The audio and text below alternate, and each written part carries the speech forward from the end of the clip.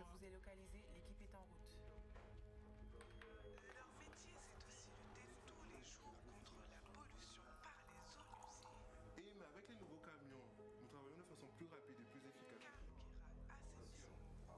À l'unité 3, code 356.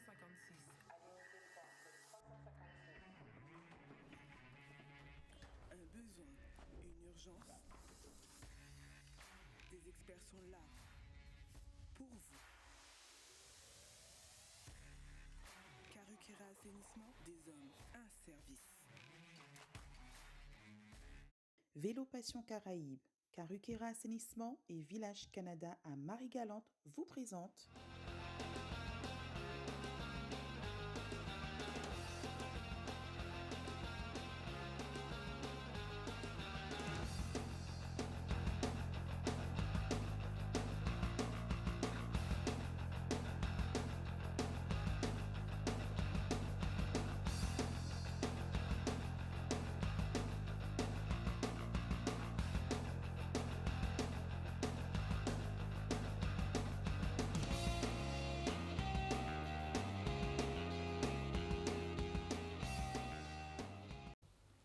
Bonsoir à tous, quel plaisir de vous retrouver, c'est vrai, je le disais et je le dis assez souvent et régulièrement quand on est ici dans Challenge et vous êtes derrière votre petite ou grande lucarne, mais vous savez, vous tout de suite vous devinez en tout cas que nous sommes un lundi soir. Merci en tout cas d'être avec nous, une petite pensée, une grosse pensée même pour celles et ceux qui souffrent actuellement, on sait que c'est pas évident. Nous sommes toujours dans cette 3e semaine, il est difficile de dire comment nous nous en sortirons, mais je pense qu'avec les gestes barrières, en prenant bien évidemment toutes nos précautions, je pense que ceux que nous aimons, nous allons encore les garder pour longtemps. Merci d'être avec nous à la réalisation. C'est pas coutumier du fait, mais c'est l'un des meilleurs du côté de Canal. C'est Greg qui est avec nous ce soir, avec des stagiaires aussi que nous formons aussi. Ivan qui est avec nous. Vous l'avez bien évidemment compris que nous parlerons bien du Tour 2021. C'est vrai que c'est un petit peu l'actualité en termes singulièrement pour le cyclisme, puisque le Tour a été reporté mais pas annulé pour le mois d'octobre 2021, c'est du 22 au 31 octobre. Souvenez-vous, nous avions lundi dernier la chargée de communication, Marie-Pierre Kazi-Vialet, qui était sur notre plateau, qui nous donnait quelques explications. Mais ce soir, nous sommes entrés dans le non-non, si on est tenté de dire.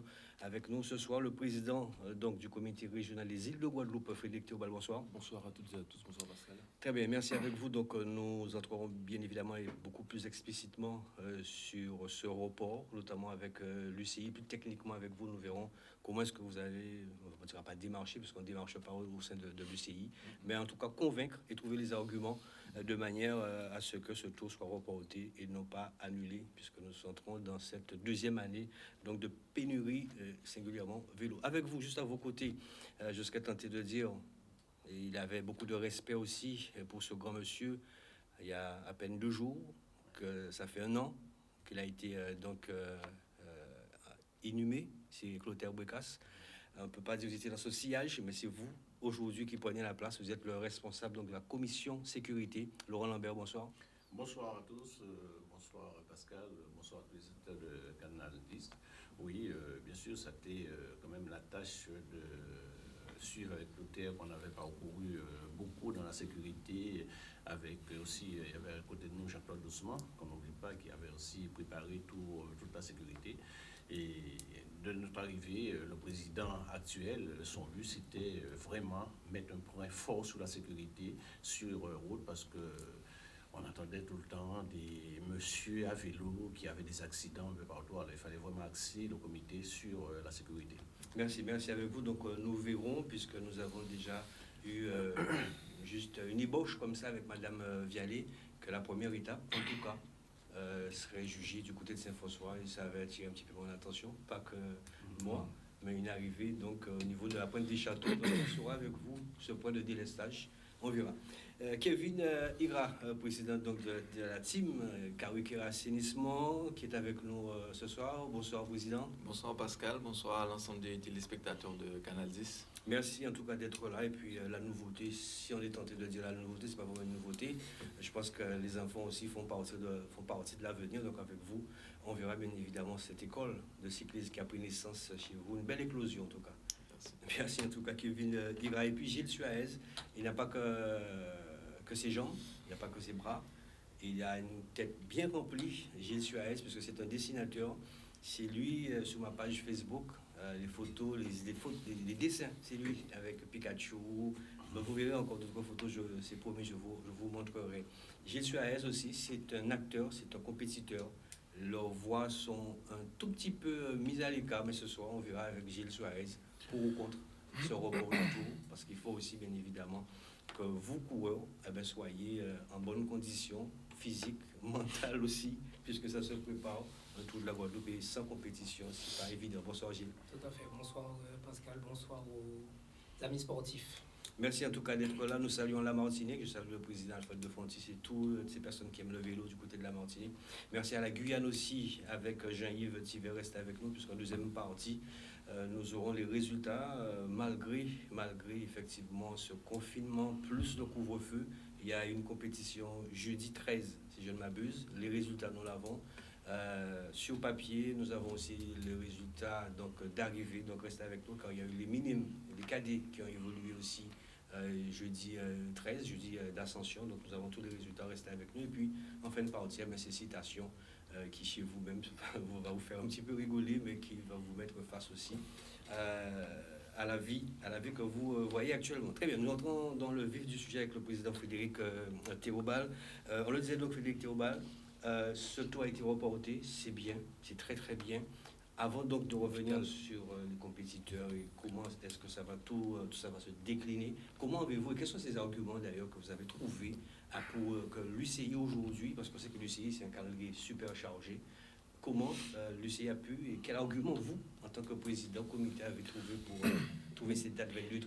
Mais déjà, le comité organisateur de l'épreuve, il a fallu consulter le bureau exécutif. On en parlait déjà en amont, parce que plus on avançait, plus les cours étaient à l'arrêt, plus les grèves des communes s'éternisaient.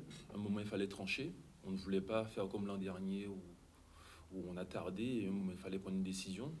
Là, tous les signaux n'étaient pas ouverts du tout. Donc, il fallait se réunir et de manière unanime, nous avons validé ce report. Pas une annulation parce que c'est vital pour le comité, le Tour de la Guadeloupe. Et comme tu le dis, le caractère UCI de cette compétition fait qu'il y a des exigences en termes d'organisation. Le cahier des charges est très lourd. Donc, il ne faut pas jouer avec l'UCI parce qu'on a des droits d'engagement qu'il faut... Voilà. L'avantage, c'est que le Tour de la Guadeloupe a déjà été payé en 2020 et c'est un report. Donc, c'est pour ça que nous n'avons pas de frais supplémentaires. C'est un report de 2020. Donc, nous sommes tenus de le faire. Alors, président, justement, quelle est la somme demandée par l'UCI? Mais le tour de la Guadeloupe, c'est que plus vous avez 2 jours de course, plus c'est cher.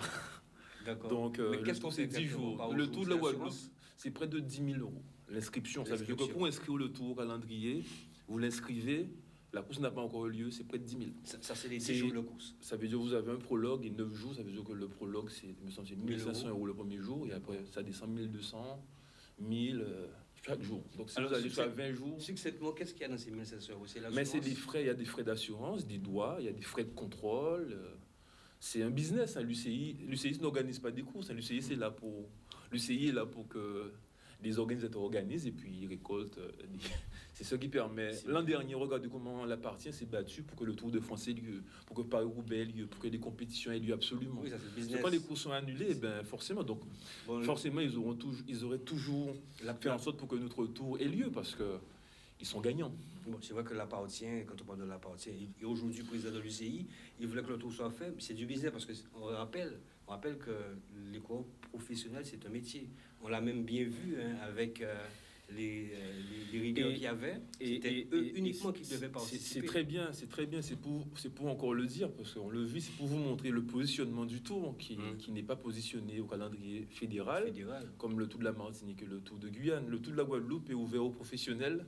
Et nos clubs ne sont pas structurés pour ça. Donc, je rappelle qu'il y a 3 équipes obligatoires que nous devons inviter. Donc, 2 ont répondu favorablement. Le budget de ces équipes-là, c'est 1 million 2. Donc, c'est des équipes professionnelles. C'est l'America Tour. C'est l'America Tour, président. C'est l'America Tour. Non, le Tour de la Guadeloupe est un Europa Tour. Non, mais les 3 équipes. Non, c'est des équipes Europa Tour. Depuis 3 ans, ça fait le yo-yo, mais ça fait 3 ans que le Tour est réinscrit au calendrier Europato, parce que nous sommes affiliés à la Fédération française de cyclisme, mais nous sommes en même temps sous la Confédération panaméricaine. Mais je pense que la Fédération préfère que le Tour soit dans le calendrier Europato.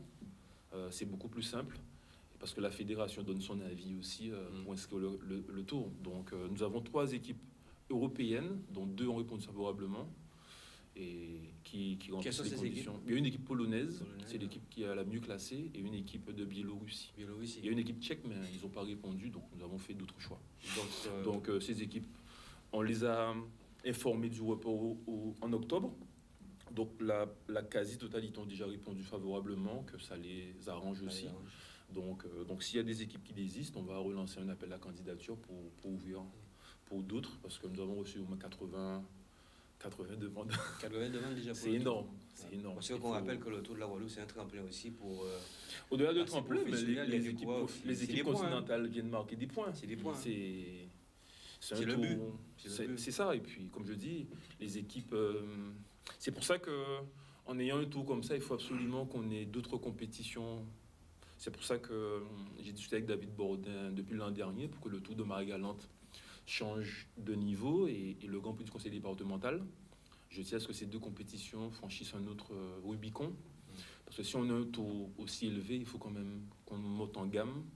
Sinon, il va falloir réfléchir à notre format de tour, parce qu'on peut faire un tour avec des équipes aussi fortes. Et nos clubs souffrent. Alors justement, je vais rebondir un petit peu, vous l'avez dit tout à l'heure, vous avez fait allusion à la Martinique et la Guyane. Ce ne sont pas des tours internationaux. C'est des courses fédérales. Voilà, ça ne sont pas toujours internationales. Les courses internationales, effectivement, c'est pas ça. Mais la Guadeloupe, il faut qu'on fasse attention quand même, puisque nos coureurs, ce sont des coureurs amateurs, pas le tour à tout prix. Mais le tout se forme à la... Bon, on reviendra sur l'aspect tout à l'heure. Le tout à ces classifications-là coûte très cher. C'est très lourd. C'est très lourd financièrement. C'est pour ça que la Martinique aussi a arrêté. Notre tour coûte 2,5 fois plus cher que la Martinique et la Guyane. Bon, après, c'est des sujets qui sont délicats parce que tout le monde n'a pas la notion de UCI 2.2. Ça part dans tous les sens, mais c'est vrai que c'est une course ouverte aux professionnels et nos coureurs ne sont pas structurés pour ça. La preuve, les mêmes coureurs qui sont invités courent jusqu'à nouvel ordre, et c'est pour ça que j'ai tenté de expliquer ça aux autorités, et nos coureurs sont interdits. Donc ça prouve tout de suite que nous sommes amateurs. Nous sommes amateurs, vous le dites vous-même. Et pourquoi le faire, le tour, si nos coureurs sont pas prêts? Mais le tour, au-delà du tour, au-delà classification. Il y a l'aspect sportif, les coureurs sont à l'arrêt, sont à pied pour la plupart, mais simplement le tour, je suis convaincu à cette période, et on en a dit, le tour peut-être ce sera l'événement qui va redonner le goût de vivre aussi à beaucoup de personnes. Le tour, c'est festif, hein.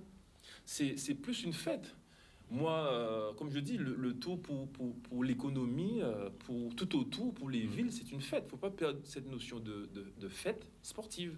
Après, quand un Guadeloupéen gagne, Karine gagne, Locatin, enfin des lutins gagnent des étapes, ça donne aussi du baume au cœur et ça donne envie à d'autres jeunes d'être un jour sur le tour. C'est ça, le tour. Le tour, c'est pas forcément... Le Tour de France, les Français forcément ne gagnent pas le tour, mais c'est un événement qui permet de faire rayonner les villes. C'est ça, le tour, c'est du tourisme aussi. On va revenir tout à l'heure avec Lambert, mais si on veut faire que le tour gagne dans des lieux touristiques, c'est pour valoriser la destination Guadeloupe. Pourquoi on est maintenant île de Guadeloupe? Ça veut dire que peut-être dans 2 ans, on aura un départ à Marie-Galante, à Désirade. Il faut aller plus loin. Très bien, merci. Vous l'avez même, et la transition est toute faite avec Gilles Suarez, puisque ce sont les compétiteurs, ce sont eux les premiers acteurs, même jusqu'à tenter de dire sur ça. Gilles Suarez, un mot sur ce que vient de dire le président. On rappelle que Gilles Suarez évolue au sein de l'ACL. Un mot sur ce que vient de dire le président, et puis après vous donnez votre avis sur cette compétition en octobre. Ce sont des arguments qui sont assez, on va dire, complets et complexes, puisque effectivement on est confronté en fait à un éloignement de la réalité du professionnalisme. Donc nous, en tant qu'amateurs, bien évidemment, en ce qui me concerne, depuis janvier, je ne touche plus sérieusement le vélo, et je regarde des cyclistes le faire à la télé. Donc c'est vrai que ça fait cogiter un petit peu, qu'on se dit peut-être qu'on va devoir reprendre en juin pour avoir un Tour de Guadeloupe en octobre. Mais c'est vrai aussi que ça nous manque. Donc moi, honnêtement, même si je suis un peu dans le doute de quel niveau de forme j'aurai en octobre, mais je suis dans l'attente aussi que le comité dise, bon voilà, ça démarre tel jour, pour que j'ai une motivation pour pouvoir reprendre. Parce que, Donc, parce que c'est vrai qu'il y a aussi ce sacrifice. On ne peut pas prendre un vélo, et surtout sur le Tour de la Guadeloupe. Frédéric Toubal a été à maintes fois, je crois même, si mes souvenirs sont bons, champion même des petits pays de la Caraïbe en 2009. C'était du côté de la Barbade, donc il connaît la discipline. Il faut aussi ce sacrifice. Et c'est ça aussi qui est important. Exact. Avant, nous sommes au mois de mai. Là. Bien sûr, on a M. Lambert avec nous qui est responsable de sécurité. Moi, j'avais de l'admiration pour mes collègues qui sont restés en selle de janvier jusqu'à avril pour certains, à faire des grandes sorties, à des entraînements très très sérieux, 3 à 4 fois par semaine. Moi, je ne pouvais pas. Je ne pouvais pas parce que prendre le vélo, c'est prendre des risques, c'est aussi beaucoup d'investissements, que ce soit de temps, mais aussi économique, puisqu'il faut un suivi médical, il faut un suivi alimentaire, etc. Donc moi, j'ai préféré faire un break, comme on dit, et plutôt attendre que ça reparte pour peut-être repartir au mieux. Donc, Ouais. voilà. Alors, on va profiter bien évidemment de ta présence, Gilles Suarez. Avant le Tour de la Guadeloupe, c'est pas du tout la même préparation qu'en début de saison. C'est quoi le quotidien donc d'un athlète avant le Tour de la Guadeloupe?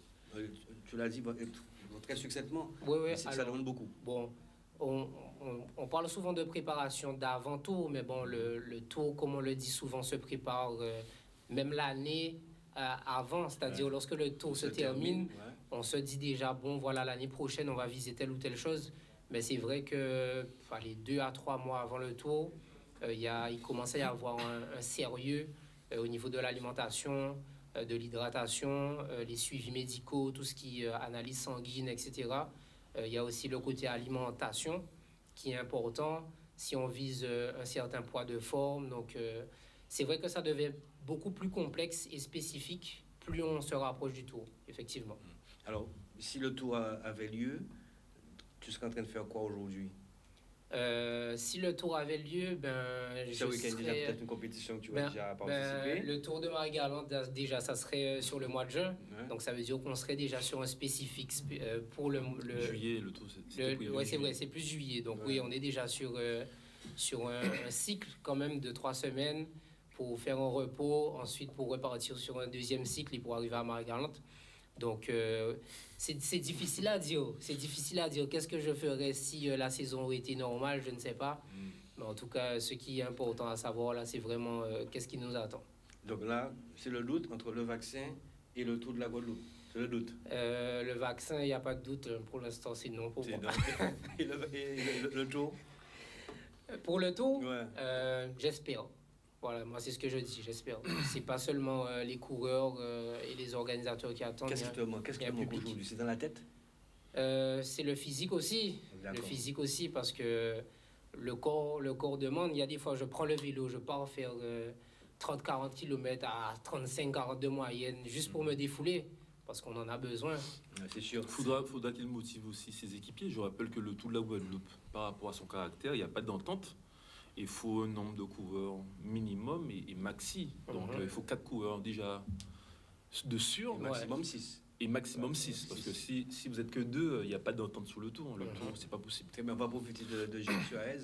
Que pensez-vous justement de la gestion aujourd'hui, même s'il y a la crise Covid, la gestion du comité, et que pensez-vous, une question vraiment directe, de ce report du tour? Est-ce que vous pensez que le comité a bien géré là? Je pense qu'on les attendait avec un sniper à ce niveau-là. Hein. Tout le monde attendait de savoir ce qu'il ferait, puisque ça aurait été la deuxième année où ça aurait été annulé. Surtout que tout le monde n'a pas le même point de vue par rapport à tout ce qui est organisation, comme le disait le président. Donc, moi, je pense que ça soulage plus que ça désavantage certains. D'accord. Ouais, je pense qu'il était nécessaire de faire quelque chose, voilà.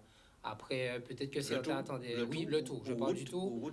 Même déjà refaire démarrer la saison, d'accord. C'est déjà... On en parle du tout, tour, parce que c'est international. Oui, de la Guadeloupe, c'est clair. Bon, moi, je pense que c'est le côté festif qui est attendu quand même aussi. Tes amis te disent quoi aujourd'hui? Sont-ils prêts? Les cyclistes, c'est mitigé. C'est mitigé. Je ne peux pas donner une proportion exacte, mais il y a le pour, il y a le contre. Il y a ceux aussi qui sont pour, mais il y a ceux qui sont contre, mais. Donc voilà. Moi, je pense qu'il faudrait vraiment qu'on ait un visuel sur le départ de la demi-saison qui nous emmènera au Tour. Voilà. Et là, je pense que ça va permettre à chacun de se décider sur qu'est-ce qu'il va faire. Voilà une belle vision sur ça. Le président Kevin Ira, dans la même lignée que le président Frédéric Théobald, le Tour de la Guadeloupe à tout prix. Vous êtes président, peut-être que vous avez aussi des objectifs, des projets. Aujourd'hui, est-ce que vous êtes dans le cas coureurs qui veulent pas, mais on va faire le tour? C'est votre façon de voir les choses, Kevin Ira, ou pas? Moi, déjà, la première des choses, c'est que je suis très content que le Tour soit maintenu quand même cette année, puisqu'il ne faut pas oublier que l'année dernière, le Tour n'a pas eu lieu. C'est une perte considérable pour les clubs. Il faut savoir que les associations, nous ne sommes pas des professionnels. Le président vient de le dire tout à l'heure. À titre de comparaison, vous avez des équipes qui ont plus d'1 million d'euros de budget pour la saison. Professionnel, pas. Oui, non, mais voilà. Et continental. Oui. Donc, il aspire à être professionnel. Voilà, mais la même chose, on doit quand même se battre face à ces équipes. Ça veut dire que derrière, quand même, il y a un minimum. Vous êtes proche du million.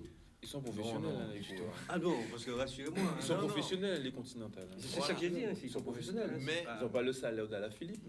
Voilà, mais c'est pas le même. Mais ce qu'il ne faut pas oublier, c'est que nous, on a des partenaires qui nous suivent, qui nous accompagnent tout au long de la saison. Mais comment expliquer à un partenaire aujourd'hui, peut-être que 2 années d'affilée, qu'il ne va pas y avoir le Tour de la Guadeloupe? Le Tour de la Guadeloupe, c'est quand même l'événement majeur, c'est l'événement qui draine le plus de monde au bord des routes. Donc les partenaires qui financent et qui accompagnent les clubs attendent aussi un retour sur investissement. Donc forcément, ça serait une perte terrible si le Tour n'aurait pas eu lieu cette année. Mais président, sans coureur, sans athlète, quand même, je pense qu'il faut quand même... après, c'est ces athlètes. Je comprends, là, ça c'est l'aspect économique, ça se comprend. Mais après, derrière... mais un athlète a besoin aussi déjà d'une visibilité, comme disait Gilles Suarez, par rapport à un calendrier qui amène vers le Tour de la Guadeloupe. Tout à fait. Mais après, je rejoins... je vous apprécie parce que... Je rejoins Louis pour ce qu'il a dit par rapport au fait qu'il faut vraiment qu'il y ait un calendrier aussi qui soit fixé pour les coureurs. Nous, au sein des équipes, et je parle aussi en tant que président de club, notre rôle a été de maintenir justement nos coureurs en selle. D'accord. Donc, c'est quand même une des choses les plus importantes.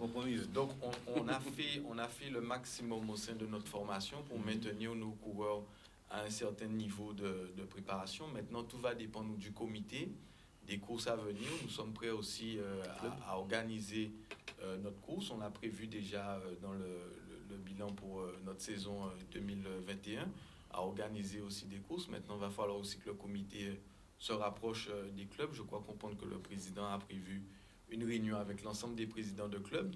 Mais pour cela, c'est vrai qu'il faut vraiment qu'on ait un calendrier pour que tous nos coureurs puissent savoir sur quelle ligne se diriger. J'allais justement vous poser la question. Vous avez répondu. La réunion, c'est quand pour le président de club? J'ai pas encore la date. Mais je suis là, donc il n'y a pas de problème. Non, mais il n'y a pas de souci. Maintenant, comme président, mais président, vous savez, non, vous pouvez il n'y a pas de souci. Il n'y a pas de souci. Vous allez répondre, mais comme c'est lui qui a parlé de cette réunion, je lui posais si déjà il avait déjà la date de cette réunion. Dites-moi, est-ce que vous, en tant que président, vous avez été contacté par le comité, notamment pour le report du Tour? Non, on n'a pas été... Peut-être, parce que je pense qu'il fallait le faire peut-être assez rapidement. Mais comme... voilà. Qu'on comprenne bien ce soir, il n'y a pas d'animosité, c'est juste des questions que... Nous avons pris cette décision en tant qu'élus au comité. Nous avons informé les clubs dès le lendemain, 2 jours après, par mail.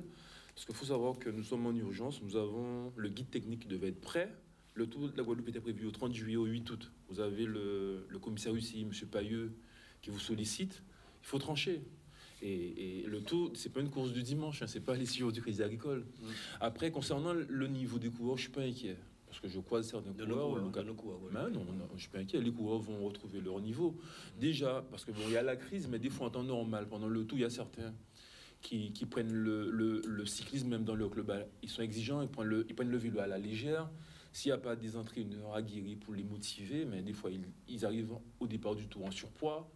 Certains font 2-3 étapes, ils changent de club parce qu'ils n'ont pas leur place dans l'effectif. C'est pour ça que nous avons vu, pour créer une élite quand même, on a des coureurs qui sont passés en première catégorie. Et ça, c'est une vraie volonté, parce qu'on voit qu'on les nomme maintenant les plus prioritaires. Donc il y a certaines courses qu'on va faire avec certains clubs pour augmenter le kilométrage. Il faut qu'on ait vraiment des cyclistes, au moins une trentaine, quarantaine de cyclistes vraiment performants. Et la nouvelle génération cadet junior commence à cibler ces jeunes-là pour rentrer vraiment dans cette catégorie-là. Et c'est Lambert qui me faisait voir là. Il faut qu'on ait quand même une première division ici pour qu'on ait des cyclistes vraiment de niveau pour rivaliser au moins, voilà, parce qu'avec des courses de 180 km, voilà, parce que là, on a pu voir Hans Bertrand, même si c'est vrai, c'était une course de reprise, il y a eu pas mal de déchets, ça peut expliquer par rapport au manque de niveau, mais je pense qu'à la longue, on aura des courses vraiment très dures, très longues, pour permettre aux coureurs d'être compétitifs sur les grands rendez-vous. Sinon, c'est se mentir, on sera dans l'à peu près. Alors c'est vrai que là, vous avez justement touché du doigt, lors de la deuxième épreuve, le Trophée des Braves à Hans Bertrand, pour que ces coureurs, vous avez fait le nécessaire d'ailleurs, pour qu'il y ait cette compétition, qui soit en selle, vous avez donc justement réinjecté une soixantaine de coureurs, c'est ça, Oui. en première catégorie. Oui. C'était pour que cette compétition passe en public prioritaire. Ça a été fait. Aujourd'hui, sont-ils toujours en première catégorie? Oui, mais de plus, la fédération a tranché avec le ministère des Sports. En ce moment, il n'y a que ces coureurs-là qui courent, les premières catégories. Les publics prioritaires sont en train de courir en ce moment jusqu'au 19 mai et peut-être jusqu'au 9 juin. Ils vont, mais simplement aujourd'hui. Jusqu'au 19 juin. Non, jusqu'au 9 juin, le public prioritaire, ça va peut-être être revu parce que la fédération négocie avec. Mais aujourd'hui, il n'y a que les premières catégories qui courent, mais simplement aujourd'hui, chaque préfet gère la situation en fonction de son département. Il y a des premières catégories en métropole qui ne courent pas. Tout dépend de la préfecture. Il y a des préfets, c'est les préfets aujourd'hui qui gèrent la crise. Il faut bien comprendre la situation du département. Regarde, en Guyane, il y a des courses avec des coureurs première, deuxième, junior, même des minimes qui courent. Et il y a 2 jours, ils sont entrés en crise, ils vont être confinés. Donc ça veut dire que personne ne maîtrise le virus. Et il y a des courses en Guyane alors qu'ils sont dans une situation très très critique. La Martinique aujourd'hui et Mayotte sont les 2 régions qui en vert. Il n'y a pas de course. Ouais, mais vous comprenez aussi, c'est difficile. Être en première catégorie aujourd'hui, surtout ces 60 coureurs, il y a un cheminement. Pour être coureur de première catégorie, c'est un certain nombre de courses à gagner dans la saison. Donc les coureurs qui sont en première catégorie, vous comprenez bien. Ça n'a pas été fait au hasard. On a consulté les clubs, on a consulté Samut. Même moi-même, j'ai donné mon avis. On a vu les références des coureurs. Il n'y a aucun coureur lambda qui est passé en première catégorie. C'est des coureurs qui ont un niveau. Par contre, ils sont amenés à descendre. Parce que, comme d'autres vont monter, l'idée, c'est de créer vraiment une catégorie. Si le coureur vous dit, bon, l'année passée, vous êtes en première catégorie. Oui, parce que je rappelle que ces dernières années, les courses... Oui, je rappelle que ces dernières années, les coureurs la plupart des courses n'ont pas été homologuées. Donc, il n'y a aucun classement, aucun point qui est listé et nulle part. Et je n'étais pas président. Donc, Kiran Baola, remporteur de Marie-Galante, pour payer la course, tout bien chercher le classement, la réhomologuer course là 1 an après. Donc, ça veut dire que des coureurs qui auraient peut-être dû être en première catégorie normalement et ne l'ont jamais été. Donc, ce qu'on a fait, on a vu les références des coureurs. Et naturellement, un coureur comme Locatin, Lutin, des coureurs, même Gilles, des coureurs susceptibles, naturellement. Donc, alors, Gilles, tu es là pour le contredire ou pas, mais tu n'as jamais été première catégorie. Non. Tu as toujours été deuxième catégorie. Oui, j'ai toujours été alors, deuxième. est-ce que tu peux rappeler quels sont les critères pour passer première catégorie? Alors, me semble-t-il, pour passer première catégorie, il faut remporter ou se retrouver sur le podium d'une course classée de 2. Ça devrait être de 2 minimum, pas 2 et demi. C'est des épreuves, même en Guadeloupe, si tu remportes quelques étapes. Non, en fait, il faut cumuler un certain nombre de points sur certaines courses, et pour passer première. Voilà. Il y a 3 façons. Il y a 3 façons de changer de catégorie. C'est nombre de victoires. C'est 4. Quand tu es en deuxième catégorie, c'est 4 victoires. Supériorité manifeste. Ça veut dire que tu domines, mais tu refuses de marquer des points. C'est en forme de tricherie, parce qu'on peut être très fort. Mais chaque fois, pour pas monter, et on va freiner. Donc ça aussi, et c'est le CTS, l'arbitre peut donner un avis, ou le président, ou encore, en fin d'année, il y a un quota de pourcentage en fonction, admettons, on peut dire, on a Karen qui est 150e au niveau fédéral, Locatin, on prend les 20% coureurs classés au niveau du comité des îles de Guadeloupe, et on prend les 20%, on les fait monter en première catégorie. Donc il y a plusieurs façons, il Il y a pas, voilà, c'est une question de niveau. Et puis je trouve ça valorisant pour les coureurs d'être en première catégorie. Ils auront des courses de leur niveau. Président, ils sont combien aujourd'hui à être en première catégorie? On a tenu, il y a 60, sachant qu'il y avait Karen déjà, Locatin, et il y a 2 autres qui étaient déjà. Donc on a fait pour avoir au moins 60 coureurs. On a eu une aide de la part du département parce que pour supporter les 40 €. Parce que la licence est plus cher. Voilà. Donc, ça c'est plus cher. Ça se comprend, mais il y a aussi des exigences. Parce que quand on est pour la première catégorie, il y a ce qu'on appelle aussi le suivi longitudinal. Il faut que le médecin du tour aussi. Et là encore, ça reste que des avis. Parce que ces coureurs-là. Ça a toujours été comme ça. Oui, mais ça c'est à l'époque. Mais les choses évoluent. Avant, il y avait les 300 Avant, il y avait les 300 meilleurs coureurs classés qui étaient première catégorie. Désormais, ils sont passés à 800. C'est les 800 meilleurs coureurs amateurs qui sont première catégorie. Mais les coureurs qu'on a fait monter, ils ne sont pas dans les 800. Ils n'ont jamais été. Donc, c'est des coureurs qui sont première catégorie que nous avons actés. Mais ils ne sont pas obligés. Ils ne sont pas soumis au contrôle longitudinal parce qu'ils ne sont pas dans le classement des 800. Karen me semble hier. Locatin hier, eux, d'office, c'est le médecin fédéral, mais ceux qu'on a fait monter ne rentrent pas dans ce champ-là, parce qu'ils ne sont pas classés.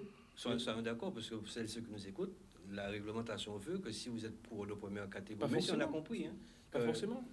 Il faut se suivre le longitudinal. Mais pas forcément. Comme je vous dis, ils sont pas dans les 800. Ils sont pas dans les 800. Les coureurs qui sont dans les 800 amateurs sont obligatoirement. Il y a entre obligatoire et pas obligé. Qu'on se comprenne. Non, je veux qu'on se comprenne bien. Donc, c'est ce que je vous ai dit. Oui. Avant, c'était 300. C'est 300. Il y a, en tant que première catégorie, il y a ce suivi longitudinal. Oui. Voilà. Donc, moi, je suis SMR. Voilà, SMR. Donc, on a très bien compris que là, aujourd'hui, vous avez fait grimper 60 coureurs. Et ils ne sont pas dans les 800. On a très bien compris ça. Ouais. Mais je voulais simplement que celles et ceux qui nous écoutent et regardent ce soir comprennent bien que quand on est coureur de première catégorie, classé parmi les 800, on a ce suivi longitudinal. Oui. Donc aujourd'hui, Gilles Suarez n'a pas droit à ce suivi longitudinal. Maintenant, par contre, le médecin, le docteur Laura peut lui imposer. Voilà. Imposer. Là, on s'est compris. Voilà. Là, on s'est compris. Je veux que... Parce qu'il y a des exigences. On ne passe pas première catégorie comme ça. Deuxième catégorie, a compris, troisième. Non, c'est très important pour celles et ceux qui regardent. C'est très important. Donc, voilà. Donc, président Ira, vous n'avez pas de cours de première catégorie classé parmi les 800. Larry Lutin, oui. Larry Lutin, classé parmi les 800. Il me semble que Larry Lutin, oui. Mais il est première catégorie, mais il me semble que là aussi, c'est les problèmes de points. Ça n'a pas été référencé, donc forcément, quand un coureur gagne 2 étapes du tour, c'est une course UCI, il y a des coefficients très élevés, donc forcément, c'est des erreurs que nous sommes en train de rattraper. Il a remporté le tour, mais il n'a pas été... voilà, pareil, je vous dis, il faut que la commission homologue la course, que la course soit... Les coefficients des points doivent rentrer dans la machine. En fait, c'est tout un calcul qu'il faut suivre à la lettre. Sinon, après, il y a des failles. Voilà. Bon. Voilà. Il est important pour nous de venir sur ce... On a réhabilité le tout. Sur ce terrain-là. Mais je rappelle que le plus important pour nous, c'est vraiment discuter avec le préfet très bientôt, rencontrer les clubs pour travailler un calendrier en fonction du retour qu'on aura avec le préfet. Et surtout, et Laurent va expliquer, c'est surtout la sécurité. Et ça, personnellement, nous serons intransigeants. Le cyclisme, c'est un sport difficile à l'entraînement, mais en compétition, il faut être ferme, on sera très ferme dessus. On va revenir là-dessus. Voilà. Président, pour pouvoir justement donner des dates, appeler l'UCI, il faut avoir derrière un gros support. On sait qu'il y a la région aussi qui est un grand partenaire du Tour de la Guadeloupe. Quelle est la part de la région aujourd'hui dans cette participation? Mais là on a... Qui fait son rôle d'ailleurs. La région est partenaire, la région est maillot jaune du Tour, et puis le siège du comité et la propriété de la région. Donc c'est un partenaire institutionnel, à l'instar du département, qui nous accompagne aussi fortement. Donc après, avec le Grand Prix, simplement pour des raisons électorales bientôt, moi je me suis fait une promesse quand même de ne pas... Voilà, ça c'est important, parce que nous sommes à la veille des échéances. Nous devons présenter le parcours, on va le faire après les échéances électorales. D'accord. Pour ne pas... Voilà. Mais l'idée, c'est que la région est un partenaire fort, mais le département aussi. Et nous comptons sur eux. Et nous sommes convaincus que le Tour ce sera l'un des plus beaux tours de ces dernières années, on l'espère. Parce qu'on a innové. Simplement, il faut que, au niveau des grèves, tout ça, tout se calme. Et puis qu'on puisse repartir. Voilà. Mais le travail se fait. Nous avons des partenaires qui nous sollicitent déjà. Donc, l'idée, c'est la préfecture aujourd'hui, qu'on doit faire avec eux doivent nous accompagner pour ça et pour la reprise au mois de juin. D'accord. C'est avec l'appui des deux collectivités que vous avez donc donner le feu vert à l'UCI quelque part. Non, pas forcément, pas forcément l'avis, parce que nous, on a été élus. Si on peut prendre des décisions, ça veut dire que nous ne sommes pas représentatifs. Mais il faut le côté financier. Le côté financier, mais si on prend pas des risques, ben, les gens ne vont pas non plus investir. Il faut qu'il y ait des projets. Si il n'y avait pas le tour, ben, tout le monde machin, mais le fait qu'il y a le tour, je vous dis qu'on est déjà sollicité, les gens veulent, il y aura le plan de relance. Donc forcément, la vie va reprendre. Et hormis peut-être la transat qui est prévue en novembre, il n'y aura pas grand-chose en octobre. Donc le tout peut être l'événement qui va donner du pomme au cœur aux Guadeloupéens. Bon, je pense que stratégiquement, c'est pas mal. Pour le moment, c'est laisser passer les élections. Et après, début juillet, partir vraiment... permettre aux coureurs avec des courses en petit circuit reprendre la compétition. Voilà, d'accord. Laurent Lambert, pour vous le tour c'était à tout prix, quelle que soit la période, parce que vous êtes, on vous le rappelle, monsieur sécurité quelque part, vous êtes la commission sécurité, sachant que nul ne peut maîtriser demain, vu la situation sanitaire. C'est cette question que je posais donc à Frédéric Théobald par rapport aux collectivités. Peut-être qu'ils n'étaient pas obligés de dire oui. Aujourd'hui, vous ça fait très longtemps que vous êtes sur le bitume guadeloupéen, vous connaissez l'être humain, vous connaissez l'individu parce que vous êtes ancien sapeur-pompier, vous êtes maintenant aujourd'hui tranquille. Et ça, félicitations. Est-ce qu'il était important pour vous de faire de tout à tout prix? Quel regard et qu'est-ce que vous avez dit avec votre parole de sage à dire à votre comité? Alors, pour nous, c'était la priorité, même l'année dernière, lorsqu'un comité se met en place, c'est déjà faire un tour cycliste. Parce que le Guadeloupéen, par lui-même, vous connaissez la ferveur de cyclisme en Guadeloupe, attendre le tour de la Guadeloupe. Dès l'année dernière, nous avons commencé à contacter le préfet parce que nous étions en pleine crise sanitaire. Nous avons fait un protocole bien fait, qui était vraiment bien écrit. Le préfet nous disait que c'était l'un des meilleurs qu'il avait. Il était en train de travailler dessus. Vous savez, avec cette crise sanitaire, on ne peut jamais savoir ce qu'on va faire demain. Parce que le préfet nous a dit, toutefois, on a rencontré les responsables de sécurité à plusieurs reprises. Pour nous, le vélo allait repartir en Guadeloupe sans problème. Mais il faut compter aussi, chaque mois, il y a un événement, il y a des crises sanitaires qui augmentent, alors à un moment, on ne pouvait pas. Là, on s'est mis à travailler sérieusement sur le report du tour de cette année, en préparant vraiment tous les protocoles sanitaires qu'on pourra mettre en place. On va travailler beaucoup avec la presse, pour passer des communications, pour pouvoir faire comprendre à la population que ces jeunes-là, qui ça fait 1 an et demi, qui n'ont jamais pris leur vélo, qui ne sont pas sur leur vélo, ils en ont besoin parce que la sécurité passera aussi par le public. Le public doit nous aider et doit aider les corps. Moi, comme je l'ai dit à mon préfet, j'ai dit au préfet, laissez-nous faire. Et je pense que chaque Guadeloupéen prendra sa destinée en main pour permettre à ces jeunes-là d'être à vélo. C'est-à-dire, les gens savent bien que s'ils arrivent au sommet d'une côte, ils se mettent à 50. C'est pas possible, ça va s'arrêter. On aura toujours des problèmes sanitaires. Alors, nous, je pense que cette communication, on doit le faire en préparant vraiment une sécurité énorme sanitaire, parce que je vais rester pour le moment sur le domaine sanitaire, parce que le préfet, on a peu entendu que le comité n'a pas fait de course, le comité, qu'est-ce qu'il fait, comment il fait. Je vous dis franchement, cette crise sanitaire, on ne pouvait prendre aucun risque, parce que tant qu'on peut dire qu'on ne fait pas, mais s'il y avait une fois un coureur, je l'ai dit une fois, s'il y a un coureur qui, pour X raisons, arrive à avoir un taux positif, à ce moment-là, il dit, ah oui, le comité n'avait qu'à ne pas faire de course et tout. Nous avons tenté à Jarry. À Jarry, tu étais présent à Jarry, on a tenté à Jarry, je vous dis, en fin de compétition, c'était un combat. C'était un combat pour faire les gens comprendre que de respecter ces gestes barrières et tout, alors qu'on était contrôlé. La préfecture nous a pas dit, bon, écoutez, je ne vous donne pas l'autorisation de faire des courses. Ils étaient présents. Ce n'est pas qu'ils ne veulent pas, mais nous sommes en deuxième vague. Là, pour l'instant, on fait tout pour le tour puisse se faire au mois d'octobre, en espérant qu'il n'y aura pas de 4e vague. En espérant, parce que pour l'instant, ça ne descend pas vite. Mais nous allons mettre tous les moyens possibles Imaginez, pour pouvoir faire ce tour, parce qu'il est obligatoire. On ne dit pas que le tour, on va le faire pour les cours. Le tour devient un élément obligatoire pour la Guadeloupe.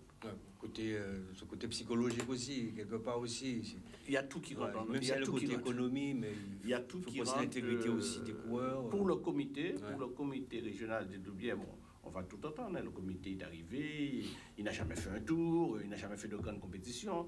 Vous voyez, ce n'est pas de bon cœur qu'on annule les 6 jours du Crédit Agricole. Hein. Ce n'est pas de bon cœur qu'on annule des courses. Hein. C'est aussi la voie de la sagesse, parce que vous êtes monsieur sécurité. Vous pensez aussi à l'intégrité, parce que la situation sanitaire aussi, quelque part, et aussi les conditions aussi que le coureur ne peut pas venir sur une compétition n'importe comment. Il faut faire attention à ça aussi. Le président, dès qu'il est arrivé, à tout prix. Son rôle, c'était carrément sécurité. C'était monsieur ça. Sécurité, c'était tout. Moi, en tant que responsable de sécurité, je ne prendrai aucun risque. Que les gens peuvent dire qu'on ne fait pas, on ne fera pas, aucun risque. Lorsque vous avez vu la manière dont on a fait le départ de la course avec le parc d'attente, il fallait l'imaginer, il fallait le faire. À partir de ce moment-là, nous prenons toute responsabilité, mais que les gens disent qu'on ne fait pas, parce que j'ai entendu qu'on ne fait pas, pourquoi on n'a pas été, qu'est-ce qu'on dit au préfet, vous savez... C'était parfait, l'entrée d'ouverture. Oui. C'était parfait. Il y a effectivement personnes qui sont rentrées sur le circuit. J'ai entendu dire quel langage qu'on tient devant le préfet. Comment se fait-il qu'on n'arrive pas à faire des courses? Vous savez, j'aurais bien voulu voir ça devant le préfet, et que le préfet, c'est lui qui gère la Guadeloupe, et vous dit non, pour des raisons de sécurité, je ne fais pas de course. Quel mot on peut lui dire? On a tout tenté. Moi, je vous dis franchement, entre Mme Maréchaux, on a écrit avec le régisseur, nous avons fait vraiment tout ce qu'il fallait pour la course. Maintenant, on passe dans une autre phase. C'est la phase de report du tour. Là, maintenant, qu'est-ce qu'on va mettre en place en sanitaire? Et ensuite, le gros problème qui arrive aussi, on parle de sanitaire, mais la sécurité des coureurs, la sécurité de la manifestation. Ça devient très dur parce que de plus en plus, on entend un monsieur à vélo, accident, un coureur à l'entraînement est blessé. Donc, la fédération de l'UCI actuellement, il est à cheval sur la sécurité de l'homme à vélo. Pour répondre à votre question, c'est vrai que vous aimeriez, il faut comprendre aussi ces personnes qui posent la question, quels sont les arguments et pourquoi il n'y a pas de compétition, sans faire de parallèle. Frédéric Théobald, il est membre de la Fédération française, comme le président Jean-Yves Tivert, comme le président Alfred de Frontis, sans faire de comparaison. Mais il y avait des compétitions à ce moment-là. La Guyane, qui est dans des conditions beaucoup plus difficiles que nous, parce qu'on rappelle que la Guyane, aujourd'hui, ça a changé, puisque là, ils vont entrer en confinement. Mais au moment où on n'avait pas de compétition, la Guyane avait des compétitions. Et ils avaient le couvre-feu à partir de 19h, et de samedi à dimanche, à lundi, pratiquement, ils étaient en confinement total. Et ils avaient des compétitions. Donc, je pense que c'est plutôt dans ce sens-là que d'autres fans de vélo, même ceux qui apprécient le vélo, vous ont peut-être interrogé là-dessus. Et on verra tout à l'heure. La Guyane est en confinement et il y a eu des compétitions. Maintenant, que vous dites que ça dépend des préfets, de chaque préfet, là je peux comprendre. Oui, c'est ça, je peux comprendre. On ne peut pas être contre. Voilà, on peut pas être contre les gens qui se posent la question pourquoi en Martinique, pourquoi en Guyane, parce qu'on ne va pas les dissocier quand même. Non, je ne dis pas, mais dites-vous bien qu'il y a un préfet dans chaque département. Voilà, et ça, nous, au comité régional, c'est un comité tout frais et nous n'allons pas déroger à la règle sanitaire du préfet. Voilà. C'est-à-dire, pour faire plaisir à M. XY, on ne fera pas déranger. On a eu plusieurs réunions. Moi, je suis allé à Bastère à plusieurs reprises. Le préfet disait, bon, on va voir dans la semaine. Surtout, il écrit, non, c'est pas possible. On avait rendez-vous avec le préfet pour le rencontrer personnellement. Là, maintenant, on a encore un autre rendez-vous. On fera avec le préfet. Si le préfet, à l'autre rendez-vous, nous dit, bon, écoutez, c'est pas possible. Vous avez ça, monsieur. Il n'y a que le préfet qui tranche, il n'y a pas des gens. C'est-à-dire qu'il y a la sécurité, il y a la sécurité, mais le préfet. C'est lui qui représente l'État. Oui, je sais, mais je veux dire, est-ce qu'il n'y a pas d'autres personnes locaux qui, en Guadeloupe, qui connaissent un petit peu le Mais c'est pas que le cyclisme, il y a beaucoup de sports. Non, il y a plusieurs. Mettez-vous bien lorsqu'on parle de sécurité, c'est-à-dire il y a le problème de l'hôpital. Lorsqu'on vous dit que toutes les salles de réanimation sont prises, c'est-à-dire il y a un blessé et un autre, à ce moment-là, on ne peut pas transférer. Après, en ouvrant le cyclisme, il faut ouvrir la moto, il faut ouvrir les autres compétitions. À ce moment-là, si on ouvre les autres compétitions, il y a des blessés là, il y a des blessés là, il y a des blessés là, on n'a plus d'endroit à les mettre. Martinique ne peut pas recevoir en cas de transfert. Si Martinique ne peut pas recevoir, Martinique ne peut pas recevoir, la Guadeloupe ne peut pas mettre, qu'est-ce qu'on fait avec les autres? Parce que mettez-vous à la place d'un préfet qui dit, bon allez, on laisse le vélo, et de l'autre côté, les autres associations, eux aussi, ils veulent vivre. Et c'est des compétitions, comment des compétitions à risque. à ce moment-là, d'un coup, je ne peux pas donner à X, je ne peux pas donner à l'autre. Parce que j'ai travaillé aussi avec les motos. Je suis allé voir, on a travaillé, on a fait le protocole, mais c'est la crise sanitaire. Moi, je pense qu'il faut que tout le monde respecte cette crise sanitaire. Dès que nous allons respecter cette crise sanitaire, je pense que lorsque nous allons reprendre le vélo, nous allons reprendre bien, on ne va pas faire reprendre, arrêter. Je pense que d'ici le mois de juin, on met tout en place pour reprendre le vélo en juin et laisser un délai de nombre de mois pour pouvoir que les coureurs puissent se préparer. Et on ne parle pas du mois de juin, que les coureurs pour le Tour. Nous voulons aussi que les jeunes, que les enfants, que les VTTistes, que BMX, que toutes les compétitions puissent reprendre, parce que nous ne travaillons pas que sur la route. C'est bien beau de dire le tour, mais les jeunes, si on n'a pas les enfants qui sont à vélo actuellement, je vois des écoles de cyclistes qui essaient de faire ce qu'ils peuvent, mais ces jeunes-là, on les a besoin d'eux. Il faut ouvrir pour eux aussi au mois de juin. C'est pour ça que je vous apprécie, Laurent Lambert. On n'est pas la langue de bois, et puis on peut échanger, ça nous peut faire pour les... Ça, et c'est bien, c'est ce que demande un peu challenge. Alors, justement, par rapport à ça, le calendrier, on reviendra dans un instant. J'ai eu Madame Vialet ici, qui disait que la première étape, très succinctement, la première étape était prévue à la Pointe des Châteaux. Vous êtes un technicien, je ne suis pas né à Saint-François, je ne suis pas né à Pointe des Châteaux, je ne connais pas trop, peut-être que ça a dû changer depuis quelque temps. Je sais qu'en termes de sécurité, on demande justement qu'il y ait cette voie de délestage de manière à ce qu'une étape ne se gagne pas sans issue. Alors dites-nous un peu plus là-dessus. Est-ce que cette étape est vraiment la première va gagner à Saint-François, à la Pointe des Châteaux? La période du Tour, c'est déjà, on n'est pas en pleine période touristique. Il y a déjà cette faveur qui est partagée. Après, il y a le maire. Si le maire prend un arrêté de fermeture, là, c'est déjà fermé. Nous, après, c'est nous, au comité, à mettre les moyens pour qu'il n'y ait pas de véhicules qui rentrent sur le circuit. Bien sûr, avec les accotements de la route de Pointe des Châteaux, que cet accotement va être refait, ou qu'il pourra avoir automatiquement un axe rouge capable, s'il y a des secours qui doivent passer et remonter, on va arriver à le faire. Je vous dis franchement, nous avons pu faire le Grand Prix du 10 au bain jaune, nous pourrons le faire à Saint-François. Parce qu'avec février, pour faire le bain jaune, c'était pas évident. On rappelle que c'est vous, d'ailleurs, l'instigateur du Grand Prix vous savez, autour de France. C'est pas trop risqué, sans issue? Sans issue? Je ne sais pas. Saint-François, Pointe des Châteaux, c'est une presqu'île. C'est comme un petit peu les baies jaunes. Oui, mais c'est ça. Mais il y aura une fermeture. Il y a une fermeture à l'entrée, les véhicules ne vont pas. Les directeurs sportifs, on aura un parcours des directeurs sportifs. Les directeurs sportifs n'ont pas de toute manière, comme Frédéric peut-être va vous dire plus, il faudra qu'on arrive maintenant au changement et de dire les 3 derniers kilomètres, il n'y a plus personne.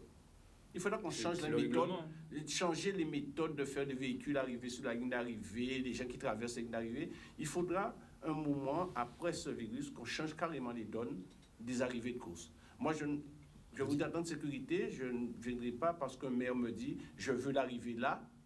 Ben, avec Franck Duro, je dis à Franck, écoutez, s'il n'y a pas moyen de défendre un immeuble en sécurité de tel côté, la ligne d'arrivée, on ne le fera pas là. Parce qu'il me faut un axe rouge, il faut un endroit pour que... parce qu'il y a des gens qui habitent et qui ne sont pas cyclistes. Je l'empêche d'y aller ou je le pense un secours d'arrivée. À partir de ce moment-là, je ne peux pas donner d'autorisation parce que le maire me dit il veut sa ligne d'arrivée là. 3 km avant l'arrivée, techniquement... Déjà, il faut savoir, à cette période de crise, Pointe des Châteaux, c'est l'idéal parce qu'on peut gérer la jauge. Il faut rappeler que c'est une course de vélo. C'est pas une course de public ou autre. Il faut entrer dans un champ où le parcours du Tour... L'arrivée au Pointe des Châteaux, mais la logistique, la bulle... Mais la logistique, déjà... Les véhicules seront dirigés avant. Oui, c'est ça, c'est ce que je veux savoir. Il y a le restaurant en amont. Est-ce que c'est au niveau du vélo? Il y a le restaurant aussi en amont. Tu vois, à Pointe des Châteaux, tu connais Pointe des Châteaux, il y a le restaurant en amont. Enfin, un petit peu, pas beaucoup. Il y a le parking. Il faut savoir aussi que c'est une route qui est très fréquentée par les cyclistes le dimanche. Et avec le département, il y a un aménagement qui est prévu. Et ça fait depuis 2 ans qu'on en parle. Donc, je pense qu'on aura une belle arrivée. Moi, je trouve que vent de face, ça ne craint pas plus que ça. Faire une course gagnée, je sais pas, il y a d'autres endroits, même le moule plein vent dans le café, et des sprints faciles. Il y a café, il y a aussi la montée de café. Des sprints, tout ça. Donc voilà, après, c'est vraiment innover aussi, faire des choses. Je prenais l'exemple de la planche des belles filles au Tour de France. Ils ont fabriqué une route, c'est un cul-de-sac. Pas mon gars rester là, les voitures sont dédiées à 5 km. C'est des étapes de montagne. Au Tour d'Italie, vous allez voir la 14e étape, il y a le Mortirolo. L'arrivée se fait au sommet. Pas pour mon gars rester là. Il y a plein de cyclistes, les gens viennent pas avec leur voiture, les gens viennent en rando. C'est une autre façon. Hein. Peut-être que les gens prennent des châteaux et vont à pied. On n'est pas contre. C'est pas en santé. Il faut contre. démocratiser. On a un problème de santé publique. C'est pour ça qu'on a travaillé à l'Alliance. Les gens, la voiture a pris le pas. Il faut qu'on soit dans le mode sport, voir le tout différemment. On travaille sur pas mal de choses, même les horaires des étapes. Mais on aura l'occasion de revenir. Hein. On est en train de travailler dessus avec la commission Tour. Donc je pense qu'on aura un beau tour. Moi-même, parfois, comme je l'ai fait 17 fois, donc même les arrivées, je vois si c'est possible ou pas. Hein. Donc j'ai consulté quelques coureurs. Je pense que voilà. Laurent Lambert, c'est peut-être qu'il n'y a pas sa place, parce que même si on rentre dans la période cyclonique, personne ne maîtrise quoi que ce soit. Le mois d'août, ça a toujours été ça, juillet, août, puisque nous entrons dès le 1er juin dans cette période cyclonique. Donc personne ne sait si la tenue aura lieu, plus les conditions sanitaires. Donc l'essentiel, c'est préparer le tour. Voilà. Comme on le prépare au mois d'août, parce que nous sommes en période cyclonique aussi au mois d'août, nous arrivons à faire le tour. Bon, je vous dis franchement, si on n'arrive pas à faire le tour au mois d'octobre, c'est que vraiment, il n'y aura pas les moyens. Pourquoi je vous dis ça? Parce que je crois que c'était le tour 2000 qu'avait gagné le docteur Le Breton. Ouais. C'était une étape pluvieuse. On sortait donc de Petit Havre. Et je crois que vous étiez là avec Clotaire Brecasse. Et il pleuvait à torrent. Ouais. Et vous avez changé le circuit sans que personne ne se rende compte de cette étape-là. Ouais. Ça gagnait aux abîmes. C'est pour ça que je vous ai posé la question de cyclone. Sinon, pour c'est ça, de toute manière, comme je vous dis, hein, avec le 2013, nous travaillons tout ce qui peut nous prévoyons de tout. L'essentiel pour nous, c'est qu'au mois d'octobre, on arrive à mettre sur place le tour. C'est-à-dire, bon, et après, tout dépend, comme je vous dis, du préfet, tout dépend des crises sanitaires, tout dépend de l'hôpital, tout dépend de truc. Mais pour l'instant, les coureurs, c'est comme il disait, c'est déjà leur donner un timing pour déjà reprendre leur vélo. Ça, je pense que c'est déjà le premier tour, donner l'envie de revenir à vélo. Très bien. Laurent Lambert, les signaleurs, parce que eux aussi, c'est une bulle aussi, ces signaleurs. C'est vous qui gérez les signaleurs, comment ça se passe? Alors, je devrais gérer les signaleurs. Mais vous savez que la Fédération française vous dit qu'aux dernières réunions avec le national, les signaleurs sont gérés par l'organisateur. C'est l'organisateur qui s'occupe des signaleurs, pas le comité régional et pas l'arbitre directeur de course non plus. C'est l'organisateur qui est responsable des signaleurs. Mais pour le tour, c'est l'organisateur, c'est le comité. Si nous organisons, c'est l'organisateur. Voilà. À ce moment-là, c'est nous. D'accord. Alors, c'est nous. Les signaleurs, alors donc. Les signaleurs, pour l'instant, nous avons une association. Nous avons une association de signaleurs. Je pense que le quota de signaleurs, vous savez, pour le tour, vous savez, la sécurité, je vous le dis franchement, c'est quelque chose qui coûte très très cher. Il faudra qu'à un moment ou autre, qu'on se penche totalement, parce que la fédération est en train de se pencher sur ce problème de sécurité. Du coup, pour donner un aperçu, pour les gens de la gendarmerie, la sécurité sanitaire, les signaleurs, si nous laissons partir cette date, personne, les clubs ne pourront pas organiser de course. Ils ne pourront pas. Et la fédération est en train de travailler, j'étais en réunion avec eux jeudi dernier, ils sont en train de travailler une brochure pour savoir comment arriver à aider les clubs, à voir par quelles conditions nous arrivons à régler ce problème de sécurité. Parce que c'est le point fort de la fédération française aussi, c'est la sécurité. La sécurité. Il nous reste 5 minutes. Kevin ira confiant, après avoir entendu, même avant la réunion, c'est quand même gentil d'être venu quand même, puisque vous avez déjà quand même pas mal de réponses à vos questions. Confiant, je l'espère. Hein. De toutes les manières, on saura très vite dans les prochains jours. Le plus important pour nous, c'est le calendrier qui va être tenu pour les coureurs, puisque forcément, c'est bien beau d'avoir le Tour de la Guadeloupe en octobre, mais s'il n'y a pas de compétition avant, ça va être compliqué. Donc, on attend, on reste serein, on reste positif. Je pense qu'en cette période de Covid-19, il faut un peu de positivité. Ouais. Il faut qu'on essaie d'avoir un élan solidaire aussi entre nous, puisque c'est vrai que c'est pas évident. Mais si on est solidaire, si tous les clubs se réunissent, si on arrive à motiver les acteurs majeurs, qui sont les cyclistes, dans mon club, en tous les cas, on fait le maximum pour. Donc j'espère aussi que les autres clubs, les autres coureurs aussi, qu'on puisse avoir très prochainement un beau peloton avec des sportifs qui sont préparés et pour arriver avec cette belle fête qui est le Tour de la Guadeloupe, puisqu'il ne faut pas oublier aussi que c'est une fête, hein, le Tour de la Guadeloupe, hein, c'est l'événement majeur de l'année. Et puis c'est aussi l'un des rares sports, on peut le dire, un spectacle gratuit. C'est gratuit. Donc en cette période qui est déjà très compliquée, je pense qu'il faut vraiment qu'on donne ce bonheur et ce plaisir aux gens, aux passionnés de vélo, mais à toute la Guadeloupe entière. Gilles Suarez, pardon, ce que tu as entendu aujourd'hui, ça a influencé un petit peu. 50%, oui, bien sûr, 40%, je pense que 60%. ça va rassurer tout le monde. Hein. Ouais. C'est ce qu'on attend tous, que ce soit les coureurs cyclistes, les associations, c'est de la communication pour nous rassurer, même si pour nous dire. Il n'y a pas trop de communication en ce moment avec le comité. Mais c'est-à-dire que ça serait pour dire la même chose à chaque fois. Ouais. On avait déjà statué, c'était déjà clair qu'il n'y aurait pas de saison, en tout cas pour l'instant. Donc il fallait attendre en fait les avis des responsables au niveau sanitaire pour savoir qu'est-ce qui se passe. Maintenant, le comité et toute l'équipe qui est autour est en train de dire qu'il travaille d'arrache-pied pour avoir un tour en octobre. Maintenant, on attend que ça démarre et voilà. Oui, président, le calendrier, parce qu'il nous reste 5 minutes. Comme je dis, nous devons rencontrer le préfet très bientôt. Nous envisageons une reprise début juin. On va faire honneur aux petits des écoles de vélo, parce que, comme j'ai dit, c'est les jeunes, pas en priorité, mais c'est les jeunes. Et avant cela, nous allons rencontrer les présidents de club pour organiser le calendrier. Comme j'ai dit cette année, je l'ai déjà dit aux membres, le comité n'a pas vocation d'organiser des courses. On va organiser des courses majeures, mais on va accompagner les clubs administrativement pour faire les dossiers. Mais on va inviter les clubs à se mettre ensemble à 2, à 3 pour que ce soit moins coûteux. Mais on ne pourra pas organiser des courses, on va faire les courses majeures, les championnats, Grand Prix de conseil départemental, entre autres. Okay. Et voilà, mais nous sommes confiants. En termes de communication, on est prudent parce que, comme je dis, tous les mercredis, je suis penché pour écouter ce que le préfet dit. Donc je ne vais pas faire des annonces et puis après, je dis c'est Théobald qui noyau au-delà de 10 km. Non, il y a des règles qui sont claires, il faut les respecter en attendant que ça soit levé. Donc c'est très délicat pour nous. Et voilà, donc pour le moment, je suis très très confiant pour la reprise. Nous avons déjà acté les dates des championnats VTT route. On va en revenir avec les présidents de club pour que les coureurs aient le temps de se préparer. Donc d'ici avant la fin mai, on va les rencontrer en présentiel au Vélodrome pour donner le cap. Les communes, parce qu'on connaît la difficulté des communes aujourd'hui. Toutes les communes sont favorables.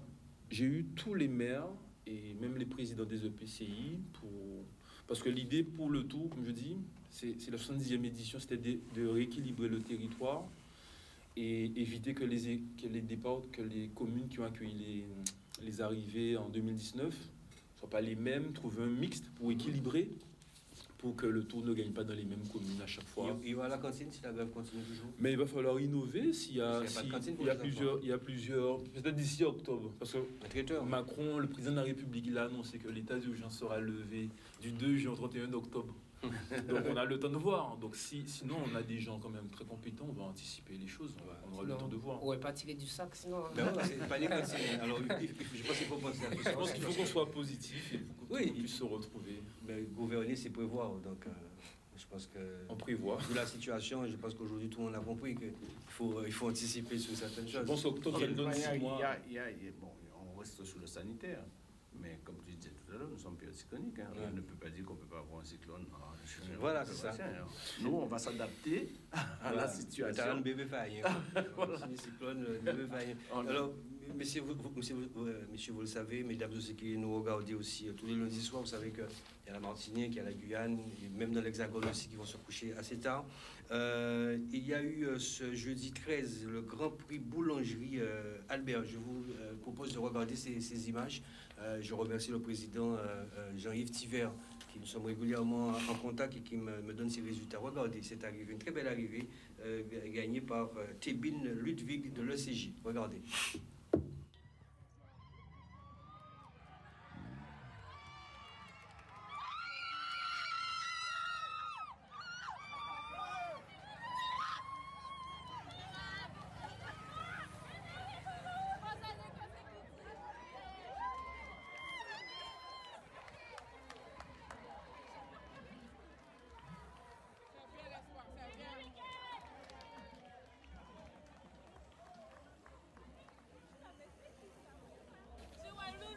Voilà, donc c'est vrai qui me disait que vous n'avez pas l'image, c'est vrai, mais c'est vrai que vous avez vu l'arrivée en tout cas, c'était à Cayenne, c'était ce jeudi 13, arrivé donc pour cette troisième catégorie, Tébine Ludwig de l'ECG, deuxième Joseph Marc du VCG, troisième Denaïs Kando Dylan de CDSM en scratch, je retrouve Tébine Ludwig, deuxième Lavanette Christian, c'est pour le scratch, troisième Stanis Myron de l'ECG, quatrième Joseph Marc, cinquième Nicolas Ivenson, sixième Dantin Ludovic, septième James Greville, huitième Dantin Lovic, Teddy Ringuet, vainqueur aussi du Tour de la Guyane, termine en 9e position, et puis dixième Buzari Herman.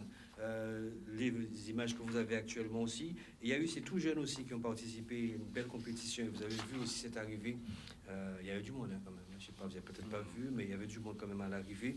Donc chez les jeunes, catégorie féminine, parce que en cours en Guyane, catégorie féminine, Bourgeois Valentine du CDSM. Chez les minimes, c'est Dolore Thierry du VCG qui remporte donc devant Exford Lou Evan du VCK. Troisième position, donc on retrouve Biswan Zulemaro Enzo du VCK. Et le quatrième, c'est Racon Ricardo de USLM, un des donc protégés aussi, pourquoi pas, de Mario Jandia.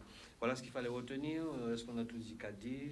Chez les cadets, Aubert Naidi, Antoinette Mathieu, deuxième position, Biswan Zulemero, je le dis, Keizé Hippolyte SCM, et cinquième Bonnet Andy du CDSM, Cyrano Chris Melly du VCG prend la sixième place, pardon, septième Christine Leandro, huitième Edwige Wen de l'USLM, Obing Wang en attente de l'USLM et dixième Camille Léon de l'ECJ. Voilà, je pense qu'on a tout dit par rapport à... La Guyane, le dimanche, ils sont en confinement total. Ils ont repris, mais... Pardon? Ils sont en confinement total le dimanche pendant 3 semaines. Le dimanche, c'est confinement total. Non, mais je l'ai dit un préambule, c'est ce que je veux dire. Ça, c'est ça. Ils avaient des compétitions. Parce que le président Thiver, il a dit... C'est à partir de ce week-end, ça rentre en vigueur chez eux 3 semaines. Non, ils avaient le couvre-feu. À 19h. Ils avaient le couvre-feu à 19h. Mais le week-end de samedi soir, parce que j'ai eu le président ici même, le samedi soir jusqu'à dimanche, ils étaient en confinement total. Sauf que maintenant, là, ils sont entrés en confinement total. Jusqu'au 30 mai. 30 mai. Voilà, jusqu'au 30 mai. J'ai encore eu le président, encore Jean-Yves Thiver, mais ça ne leur a pas empêché de...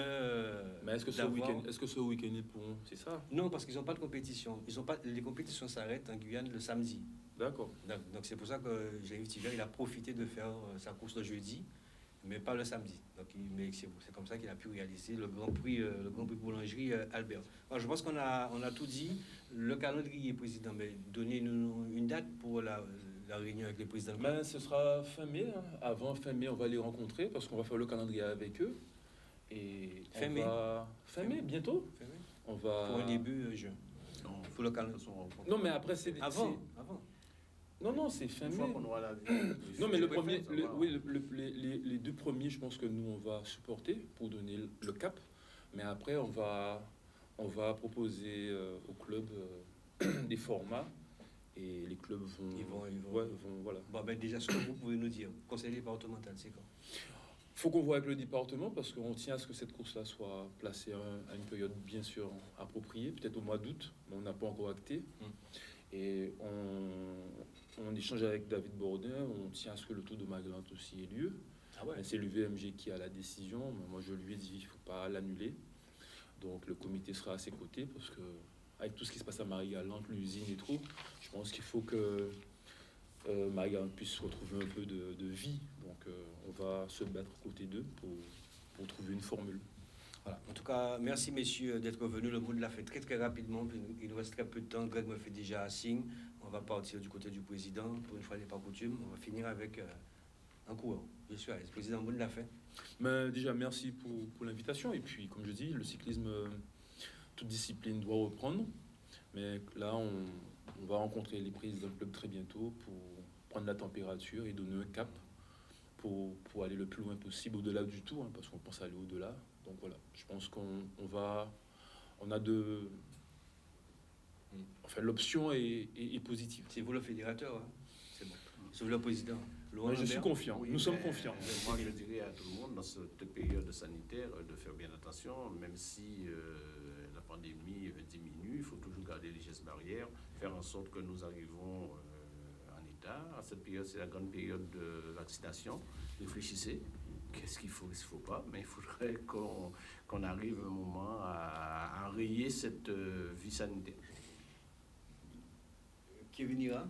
Ben, moi déjà, remercier l'ensemble de nos partenaires qui nous accompagnent malgré ces temps difficiles, Kawakira Assainissement, HD Vélo, Carmo Toyota, PSATP. Donc vraiment toutes ces personnes qui nous accompagnent tout au long de la saison, qui nous font confiance. José contrôle surtout à Kawakira Assainissement.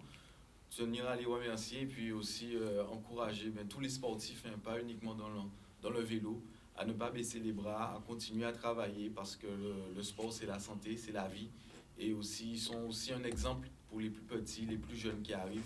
Donc, vraiment, bon courage à tous les sportifs et un grand salut aussi à mon club Kawakira Assainissement. Gilles Suarez. Pareil, je serai dans une optique de message, d'encouragement, de solidarité, de partage. En fait, toutes les valeurs qui nous permettraient actuellement de tenir bon dans une période qui est assez compliquée, qui commence à devenir longue surtout.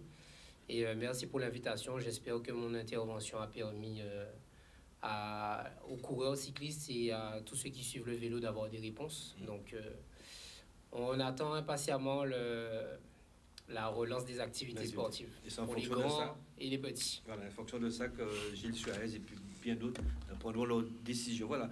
Il y a cette rubrique aussi de citations, quelque part, qui peut changer votre vie ou vous retrouver un petit peu, vous reconnaître un petit peu. Citation avec Greg.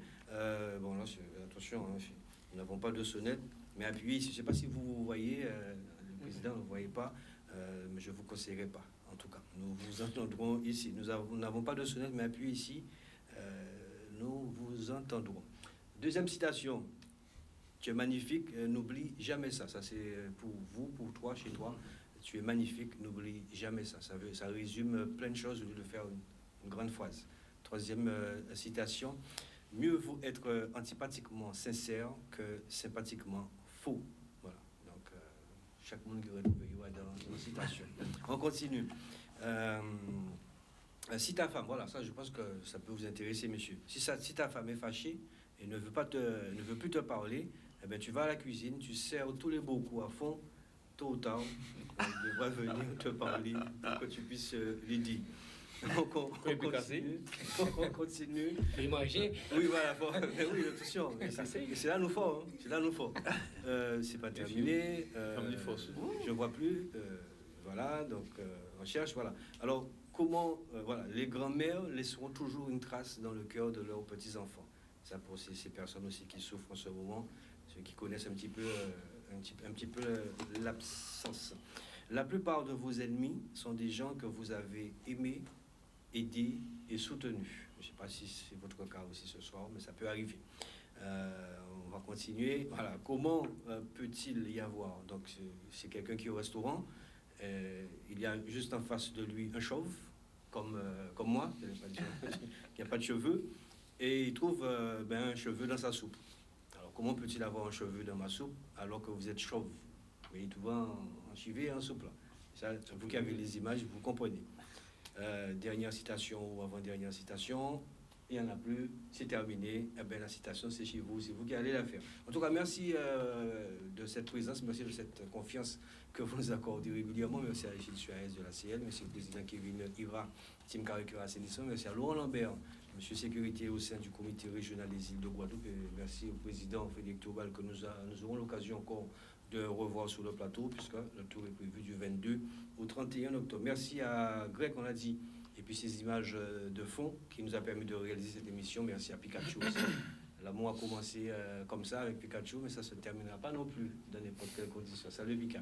Merci à vous, passez un très bon début de semaine, soyez prudents, et puis quel que soit le sport que vous choisissez, faites du sport et attention à ce délicieux poison qu'est le sucre. Bonne soirée à vous. Ciao, ciao.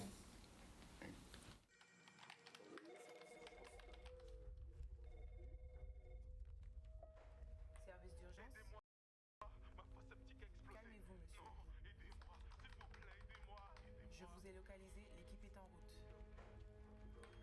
Leur métier, c'est aussi lutter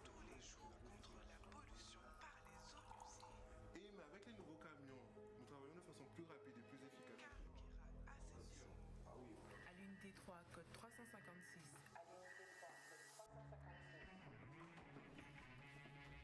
Un besoin, une urgence. Des experts sont là pour vous. Karukera Assainissement, des hommes, un service. Challenge vous a été présenté par Vélo Passion Caraïbes, Karukera Assainissement et Village Canada à Marie-Galante.